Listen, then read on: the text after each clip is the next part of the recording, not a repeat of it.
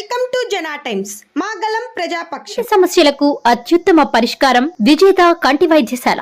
ఆప్థమాలజిస్టుగా సుదీర్ఘ అనుభవం ఉన్న డాక్టర్ వి హజరత్ కుమారి గారి సారథ్యంలో ఎన్నో వేల మందికి కంటి చూపు ప్రసాదించి రోగులకు అత్యాధునిక వైద్యాన్ని అందిస్తున్నారు. బీపీ, షుగర్, ఇతర ఆరోగ్య సమస్యలతో ఉన్నవారి రెటీనా జబ్బులకు అతి తక్కువ ఖర్చుతో ఆపరేషన్లు చేస్తున్నారు. కంటి సమస్యలు ఏవైనా సరే వెంటనే సంప్రదించండి విజేత కంటి వైద్యశాల. డోర్ నంబర్ 15-275, కెనరా బ్యాంక్ పక్కన, బాబు ఐస్ క్రీమ్ ఎదురువీధి, Brindavanam. Welcome to Jana Times. Gudlavalleru engineering కళాశాలలో జరిగిన దాష్టికానికి ఆంధ్రప్రదేశ్ ప్రజానికి మొత్తం ఒక్కసారిగా ఉలిక్కిపడింది. ఎస్, అవునని చెప్పాలి. గుడ్లవల్లేరు ఇంజనీరింగ్ కాలేజీలో జరిగిన ఉదంతానికి ఇంతవరకు పవర్ స్టార్ పవన్ కళ్యాణ్ ఒక్క మేరకు కూడా స్పందించకపోవడం, దీని వెనకల తీవ్ర స్థాయిలో విమర్శలు వెల్లువెత్తుతున్నాయి. ఎస్, అవునని చెప్పాలి.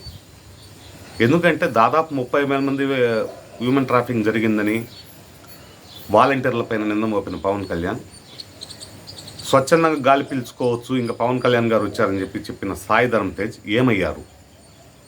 దానిపైన తీవ్ర స్థాయిలో అంజీ గారు మండిపడుతున్నారు. 300 మంది అంటే దాదాపు 300 మంది అమ్మాయిలే కాకుండా వారి కుటుంబాలు కూడా ఎంతో మనక్షోభకు గురై ఉంటారు. ఈ వీడియోస్ ఏడ బయటకు వస్తాయో, ఏం జరుగుతుందో పాపం ఆ బిడ్డల గురించి మనం మాట్లాడడం కూడా సబబు కాదు.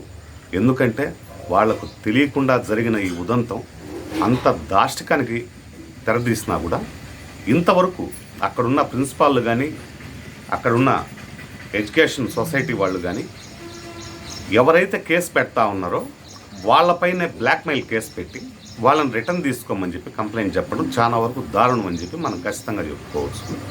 ఈ క్రమంలోనే పవన్ కళ్యాణ్ గారు ఉప ముఖ్యమంత్రిగా ఉంటూ మహిళల పట్ల ఎటువంటి చిన్న దాష్టికం జరిగినా, ఇప్పుడు సుగాలిగా ఆ అమ్మాయి జరిగినప్పుడు ఆయన కన్నీరు మున్నీరయ్యాడు. దాదాపు 300 కుటుంబాలు ఈరోజు రోడ్డును పడి ఉంటే పవన్ కళ్యాణ్ ఎందుకని పట్టించుకోవడం లేదని చెప్పి అంజీ తీవ్ర స్థాయిలో ధ్వజమెత్తుతా ఉన్నాడు.